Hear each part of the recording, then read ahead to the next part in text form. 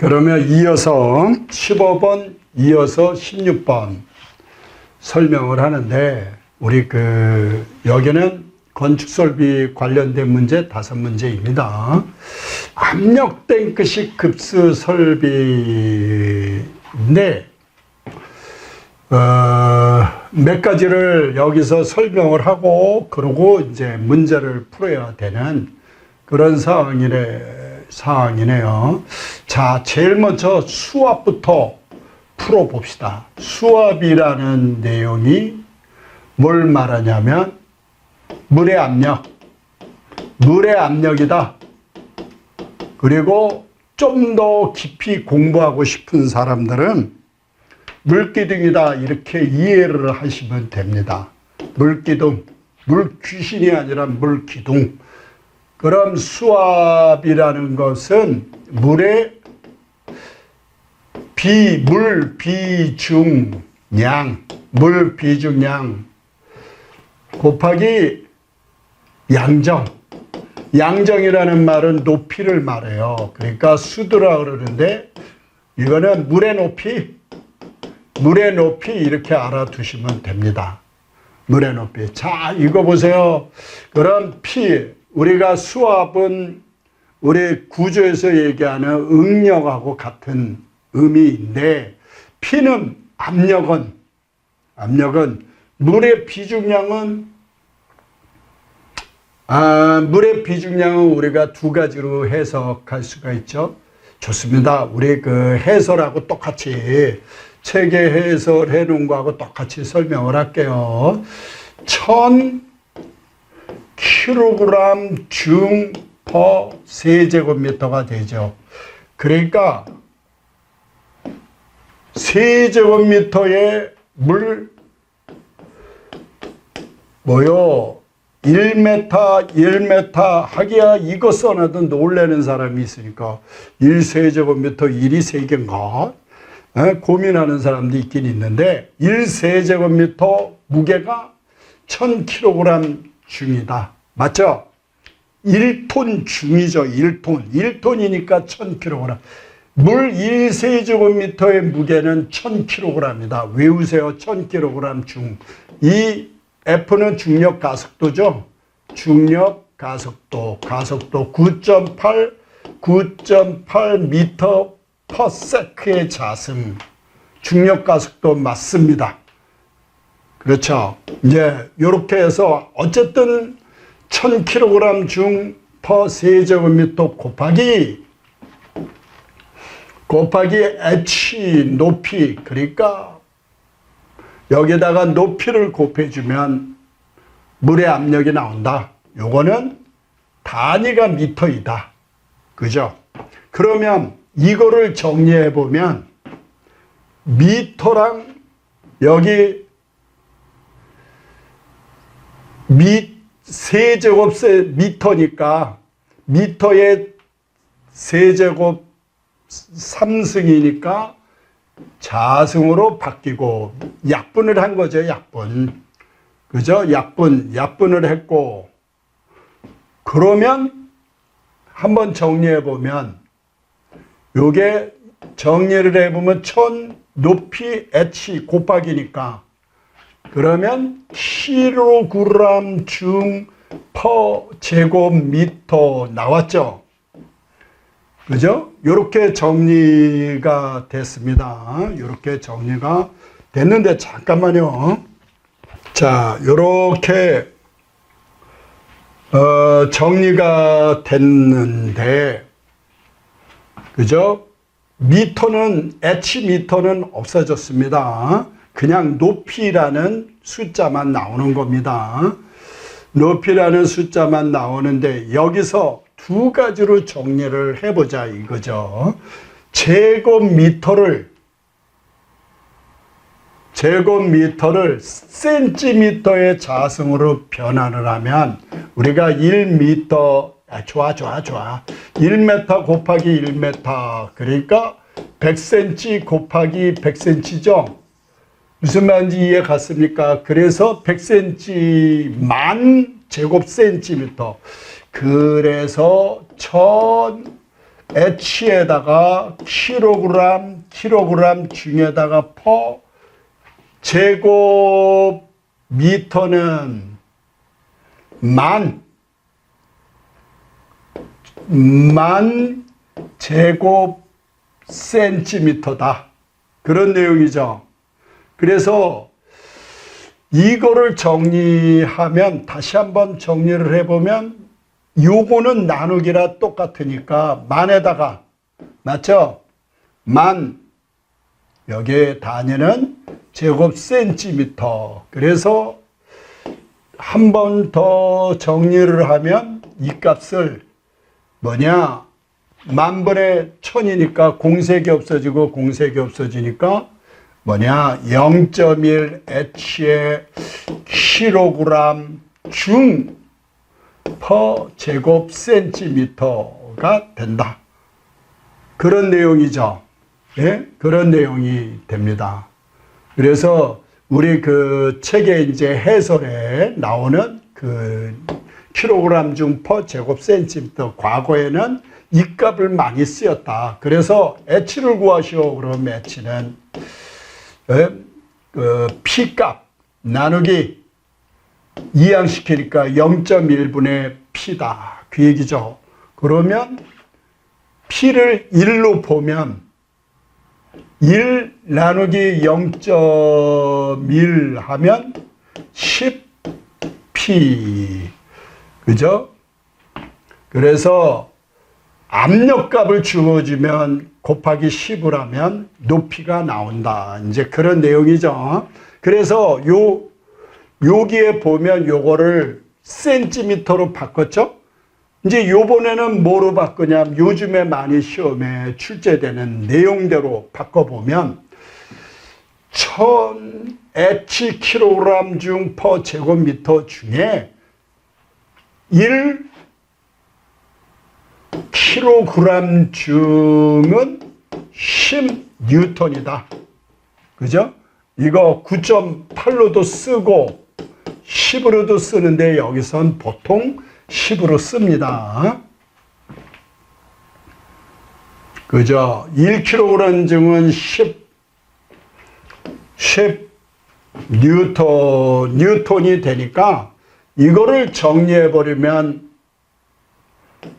1000 곱하기 10kg H에다가 킬로그램 중은 뉴턴이 바뀌어버렸죠. 10 뉴턴. 킬로그램 중은 10 뉴턴.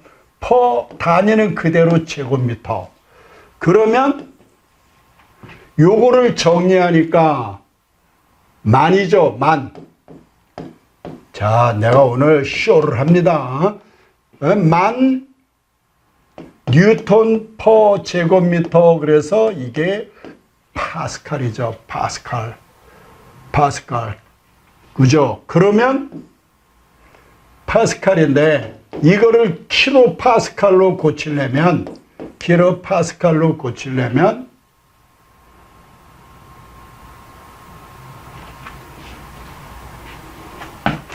여기서 잠깐만요. 여기서 하나 틀린 게 있네요. 요 1000에다가 10을 곱하니까 만이죠. 만. 예, 만. 그죠? 만 H 뉴턴 퍼 제곱미터. 그죠? 만이죠. 만 H. 그러면 요 뉴턴 퍼 제곱미터가 뭡니까? 파스칼이죠. 파스칼.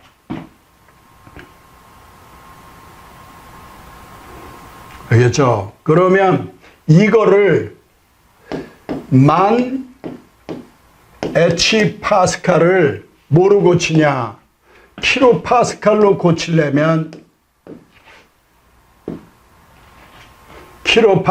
고치려면 1000으로 나눠줍니다. 뭐냐? 1킬로파스칼은 요게 1000에 다니니, 킬로가 1000에 다니니까 1000파스칼이 되니까 여기다 1000으로 나눠주면, 예, 1000으로 나눠주면 공색이 없어지니까 10 H 킬로파스칼. 그러니까 P는 10H 킬로파스칼 이해 갔죠? 그래서 H를 구하시오. 그러면 카스 킬로파스칼로 물어보면 10분의 1 단위는 P가 됩니다.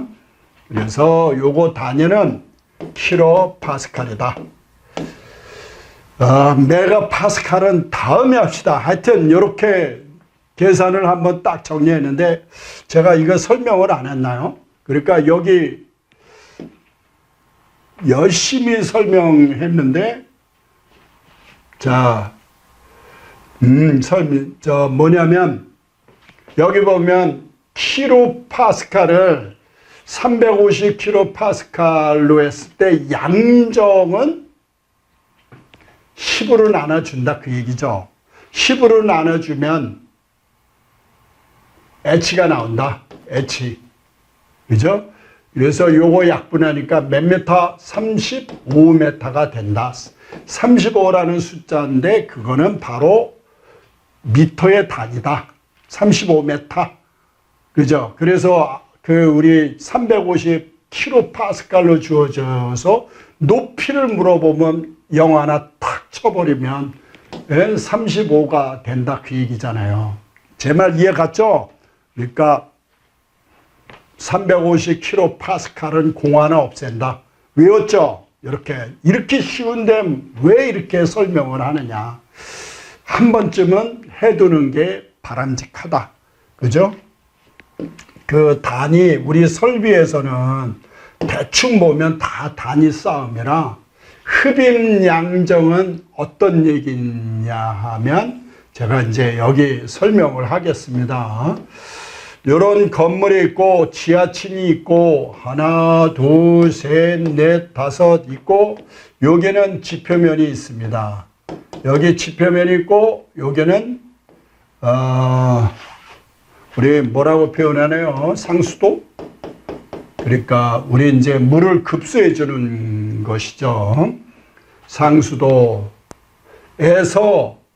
여기에는 뭐가 있냐면 건물 지하에는 저수조 물을 저장하는 탱크가 되죠. 물탱크. 그러면 펌프를 이용해서 여기다가 물을 이렇게 채워줍니다. 물을 채워주고 그 다음에 요 정도의 뭐가 있냐? 압력 탱크라고 있는데 압력 탱크의 역할은 뭐냐? 압력 탱크의 역할은 지하 저수조의 펌프에 의해서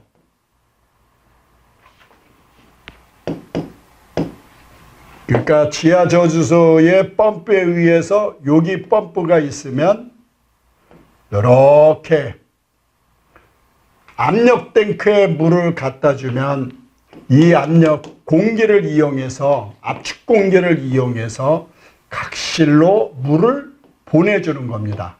그죠? 자, 뭐 설명을 한꺼번에 여러 가지를 하니까 저도 정신이 없네요. 그러니까 이게 압력 탱크 방식의 급수 먹는 물 급수 설비라고 표현합니다. 그러니까 물을 펌프를 이용해서 지하 저수조에 채운 다음에 지하 저수조에 있는 물을 펌프를 이용해서 압력 탱크로 보내주고 그러면 이 압력 탱크에 의해서 압축 공기를 이용해서 건물의 각실에 보내주는 그런 이제 시스템이 됩니다. 이제 여기서 물어본 건 뭐냐? 그러니까 흡입양정이 여기서 어디냐면 저수면으로부터 펌프의 중심까지의 거리. 요게 펌프라고 그랬죠? 펌프 중심까지의 요 거리를 흡입양정, 빨아들이는 높이, 물을 빨아들이는 높이, 그리고 요까지의 높이를 여기서 탱크 내에 탱크 내의 최고 압력이 350에서 요 압력이 350 킬로파스칼이었다 그 얘기죠. 이랬을 때 전체 높이를 구하시오.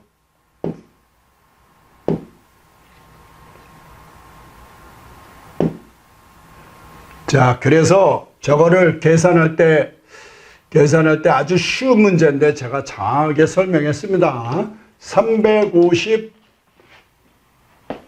킬로파스칼. 그러면 요거 하나 빼버리면 35m에다가 흡입 양정이 5m라 그랬죠. 더해주면 40m이다. 그래서 압력 탱크에 급수하기 위해 사용되는 급수 펌프의 양정. 급수 펌프의 양정을 물어봤습니다. 답은 40m다. 약이란 말은 그 중력 가속도를 9.8을 쓸 수도 있고 10을 쓸 수도 있으니까 그래서 나온 얘기입니다. 자, 그래서 우리가 요 해설을 다 설명을 했습니다. 자, 다음 문제로 넘어갑시다. 자, 그러면 17번. 이어서 17번 문제입니다. 사무소 건물에서 다음과 같이 위생기구라고 했습니다. 그러니까 위생기구 그러면 뭐요? 소변기, 대변기, 세면기, 위생기구 전체로부터 배수를 받아들이는 배수 수평, 이런 얘기죠. 여기 바닥 배수가 있고 바닥에 흘러다니는 물, 그 다음에 소변기 어떻게 그리나? 소변기 있고 대변기 있으면 여기 배수, 나가는 물, 그죠? 여기 나가는 물, 그죠? 이거를 쭉 수평지간, 이거를 뭐라고 표현하냐? 배수 수평 지간이다. 지관이라고 지간이라고 표현을 합니다. 여기 배수 부하단이라고 그러는데 부하란 말이 어떤 내용일까요? 그러니까 필요로 하는 것. 대변기는 그 배수구 지름을 크게 해야 되겠죠. 그 다음에 소변기 좀 적당하고 좀 작아도 되죠. 그 다음 바닥 배수도 작아도 되죠. 그런 개념으로 이해하시면 되겠습니다. 기구수가, 바닥 배수가 2개가 있다고 그랬죠. 그리고 소변기가 8개가 있고 대변기가 2개가 있다 그러면 다 곱해요. 2 곱하기 2 플러스 4 곱하기 8 플러스 8 곱하기 2 다 계산한 값을 여기에 이거를 다 계산하니까 얼마가 나오냐면, 자, 우리 답에 보면 얼마로 52가 나오죠. 물론 계산하면 금방 나오지만 50이 나왔죠. 50이라는 값은 14보다 크고 96보다 작으니까 지름은 관경, 그 배수구의 관경은 몇 미리로 한다? 100mm로 해야 된다 그 얘기입니다. 그죠? 요 지름을 100mm로 해야 된다. 그래서 답은 2번이 되겠습니다. 다 곱해서 숫자의 큰 값보다 큰 값으로 관경을 결정한다. 답은 2번. 좋습니다. 넘어갑시다.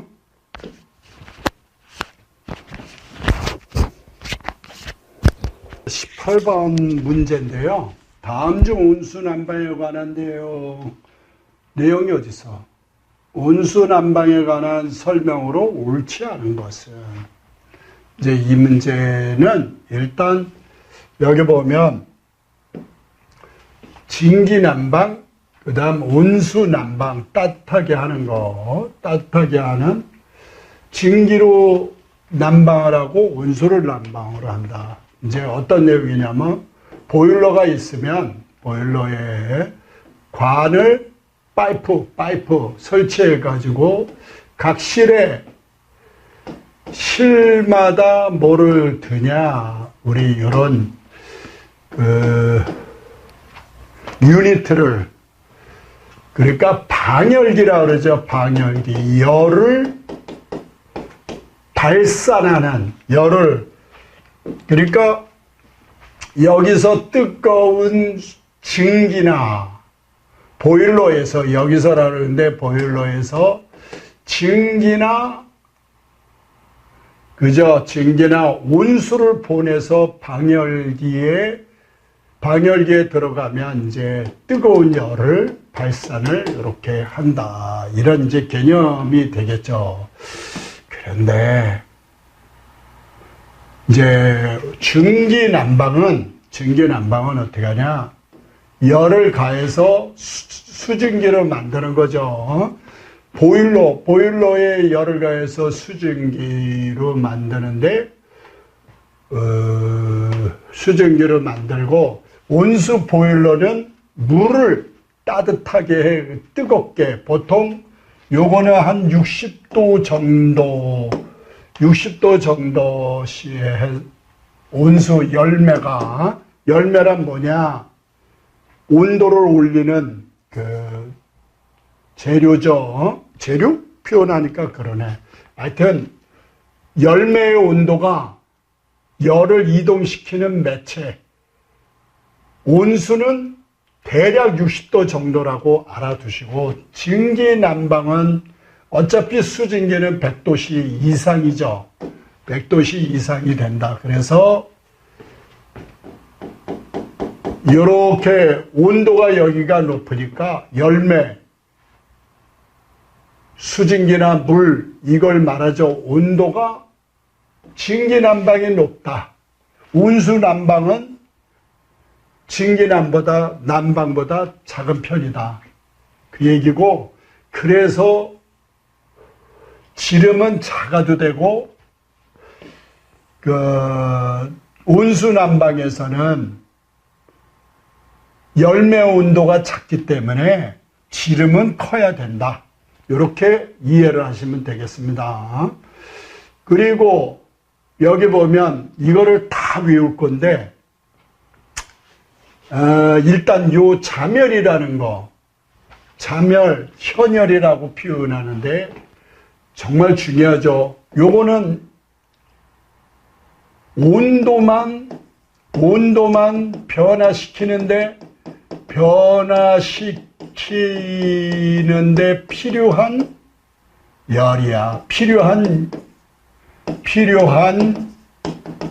열량이라 그러는데 그냥 열이라고 알아두시면 돼요. 네? 온도 변화만 시키는 걸 현열이라고 그러고, 여기서요, 상태 변화 시키는데 드는 열을 자멸이라고 표현합니다. 물을 끓여버리면 수증기가 되죠. 100도씨 정도 되면 수증기가 되는데, 그때의 열을 자멸이라고 표현합니다. 수증기로 만드는, 그러니까 수증기를 물로 만드는데 드는 열, 그걸 자멸이라고 표현합니다. 수증기니까 자멸이다, 수증기를. 그리고 온도만 변화시키는데 드는 열을 현열이다. 이렇게 외워두시고, 너무너무 중요합니다. 그 다음 이제 열 용량이 작다라는 개념이 뭐냐면, 증기난방은 조금만 가열을 해도 수증기로 만들어지니까, 무슨 말이 돼요? 수증기는 물을 가열했을 때 수증기 체적, 그러니까 물의 체적의 1700배가 증가가 된다.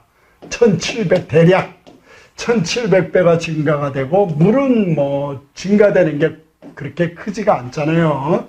그래서 열 용량이, 이건 비열이라고 합니다. 예? 온도를 올리는데 드는 열, 온도를 상승시키는데 드는 열, 비열이라고도 표현해요. 조금 용량이 작기 때문에 금방 수증기로 엄청난 양이 만들어지니까 열 용량이 작다. 여기에 물은 거의 온도는 낮지만 많은 양을 대표하죠. 그래서 열 용량이 크다. 그리고 예열 시간, 뜨겁게 만드는 시간은 수증기는 무지 짧죠. 금방 수증기가 만들어져서 데펴주니까 예열 시간이 짧고, 여기 온수난방은 예열 시간이 길 수밖에 없죠. 그 물을 전체 다 데펴야 되니까. 그 다음에 지금 자 설명했습니다. 난방 부하 조절은 우리 그 온수난방의 온도를 높였다가 많이 가열하면 온도가 높아지죠. 그리고 난방, 이 수증기는 춥다 그래도 온도 조절이 조금은 곤란하죠. 자, 요런 것도. 그 다음에 여기 보면 한냉지, 추운 지방에서 난방이 정지됐다. 난방이 스톱됐으면 돌아다니던 물이 다 차가워지죠. 그러면 파이프가 동파에 땡땡 얼어버릴 수도 있다. 그런데 우리 증기난방은 동파 우려가 적다 그 얘기잖아요. 그 소관이 비어 있으니까 이렇게 이해해 두시면 되겠습니다. 자, 그러면 이 문제를 이제 풀어봐야 되는데, 다음 중 온수난방에 관한 뜨거운 물, 현열을 이용한 난방에 관한 설명으로 틀린 거. 증기난방에 비해서 보일러 취급이 비교적 쉽고 안전하다. 맞죠? 증기난방은 뜨거운 증기를 쓰기 때문에 취급하기가 아주 곤란합니다. 소음도 많이 나고, 그 방열기의 면적은 작죠. 그 다음에, 자, 두 번째, 동일 발열량, 열을 방출하는 거야. 어디요? 방열기에서 열을 방출한다고. 뭐라고 써 있어요? 자, 요 지어보면 알죠. 증기난방보다 관의 지름을 작게 한다. 아니죠. 그 증기난방은 온도가 높아서 방열량이 크니까 지름을 작아도 되고, 그죠? 온수난방은 방열량이 온도가 작기 때문에 방열량이 작아서 지름을 크게 해야 된다. 지름을 크게 해야 한다. 크게 해야 한다. 그래야 맞는 문장이 됩니다. 답은 2번입니다. 그래서 온수난방의 지름이 크다. 증기난방 지름이 작다. 끝. 이렇게 외워두세요. 증기난방에 비해 난방부하의 변동에 따른 온도 조절이 가능하죠. 예? 온도 조절 최고로 올리면 따끈따끈해지니까. 그 다음 보일러 정지 후에도 여열은 뭡니까? 나머지 그 열이 남아있다 그 얘기죠. 열이 남아있어 실내 난방이 어느 정도 지속된다. 답은 2번이 되겠습니다. 자, 19번 문제. 19번 문제인데, 다음 중 압축식 냉동기. 예, 압축식 냉동기. 냉동기 그러면 우리 요즘 더운 여름에 아이스크림 얼리는 통, 그죠? 아이스크림 얼리는 통. 그 냉동기, 냉동 사이클로. 이거를 제가 한번 그려보면, 여기는 자, 어디부터 그리냐? 우리 요즘엔 네이버 검색하면 너무 잘 돼 있어가지고,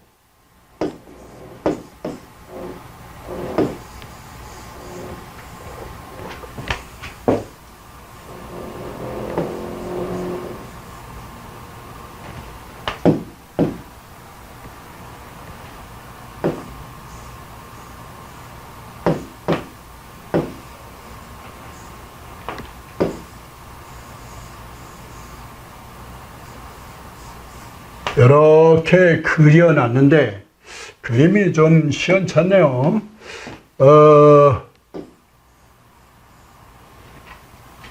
이제 여기서부터 요게 뭐냐, 압축기라고 합니다. 압축기. 예? 여기는 압축기라고 그러고 요거는 응축기. 응축기라고 표현하고 응축기. 요거는 뭐라고 표현합니까? 팽창 밸브라고 하죠. 팽창 밸브라고 하고 이거는 이제 증발기라고 표현합니다. 증발. 예? 증발기라고 표현하는데 이제 뭐냐면 여기서 증발기에서 배관을 통해서 수증기, 증발기는 뭐를 만든다고? 수증기, 증기를 만듭니다. 증기를 만드는데 참 냉매라고 해서 냉매, 차갑게 만드는 성질을 갖고 있는 거, 그죠? 냉매, 차갑게 만드는 매체. 그래서 차갑게 만드는 매체라 그래서 암모니아, 네? 또 프레온가스 이런 것 등이 냉매다.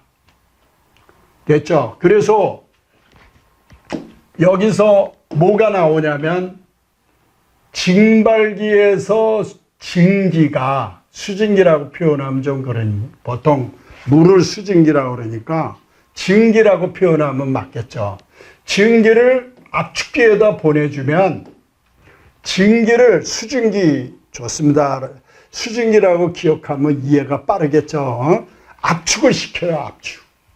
피스톤 작용에 의해서 이거를 압축을 시킨다고. 압축을 시켜놓으면 이게 다시 어디로 들어가냐면 응축기로 들어가면, 그죠? 응축기로 들어가면 여기다가 냉각수를 뿌려주면, 접하게 하면, 지나가는데 냉각수 딱 접하게 하면 뭐냐? 이것이 액체로 변한다. 액체. 그죠? 수증기를 압축을 해가지고 압축을 해서 보내서 차갑게 하니까 뭐로 변한다고요? 여기는 액체로 지나간다 그 얘기예요. 액체. 그죠? 이게 액체가 지나가고 액체가 쭉 가면 팽창 밸브에서 어떤 역할을 하냐면 뿌려주는 거야, 액체를. 네? 팽창 밸브는 뭐냐? 가는 관이야. 여기가 가는 관이라 여기를 지나가면 액체가 분무가 돼요. 우리 왜 애기들 물 뿌리는 식으로 쫙 뿌려줘서 액체가 아주 짧게 분무를 시켜놓으면 분무를 시켜서 여기를 이렇게 보내주면 여기는 지 역할을 다 한 거야. 네? 냉각 효과를 다 했고 끝나고 나면 열을 뺏겨서 이제 증기로 변한다 그 얘기예요. 뜨거워지니까 증기로 여기서 변해서 다시 여기서 압축을 한 다음에, 그죠? 압축을 해서 이 뜨거워진 증기를 다시 보내서 냉각시켜가지고 또 팽창 밸브에서 팽창을 시킨 다음에 다시 이제 뜨겁게 해가지고 뜨거워져서 이제 다시 압축을 한다. 그러면 순서가 뭐가 되겠습니까? 압축, 그 다음에 응축을 하고 액체로 만들고 팽창 밸브로 하고 그 다음 증발을 시킨다. 그 얘기죠. 그러면 답이 몇 번이 됩니까? 답은 1번이 되겠네요. 답이 1번인데 어떻게 한다고요? 압축, 수증기, 증기를 어떻게 한다? 압축시키고 그 다음에 응축은 증기를 액체로 만들고, 그죠? 요거는 분무를 시키고 다시 뭐로 만든다? 증기로 만들어서 다시 보내준다. 순서가 아붕, 팽증, 알아서 외우세요. 아주 뭐 시험에 나온다 생각하시고 해설도 보면 필요한 것만 딱 잘 써놨네요. 자, 그러면 다음 이제 19번으로 했나요, 금방? 예, 좋습니다. 19번 했고, 그 다음에 이제 20번 문제인데, 20번 이 문제는, 우리 자격증 중에 기술과 관련된 자격증에서 항상 출제가 되는 그런 문제입니다. 전 과목 다 뒤져보세요. 다 똑같은 문제가 출제가 돼요. 자, 화재의 종류는 어느 것인가? 화재의 종류. 나무, 섬유, 종이, 고무, 플라스틱 종류와 같은 일반 가연물이 타고 나서 일반이라고 그랬죠. 일반은 A급으로 취급하고 있습니다. 답은 1번이 되겠죠. A면 당연히 1번이겠지. A급 화재, 답은 1번. 자, 여기 한번 보세요. 아주 중요한 내용인데, 자, 화재 구분해서 A급 하면 일반 화재입니다. 됐죠? 일반 1이니까 A급. 절대 안 잊어먹겠죠? 그 다음 B급은 유리 또는 가스야. 가스도 포함돼. 여기에 포함합니다.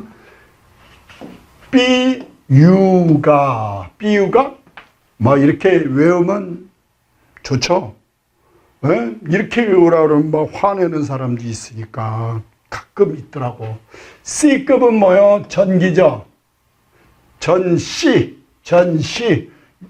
B유가 가유비 유비가 유비 좋죠.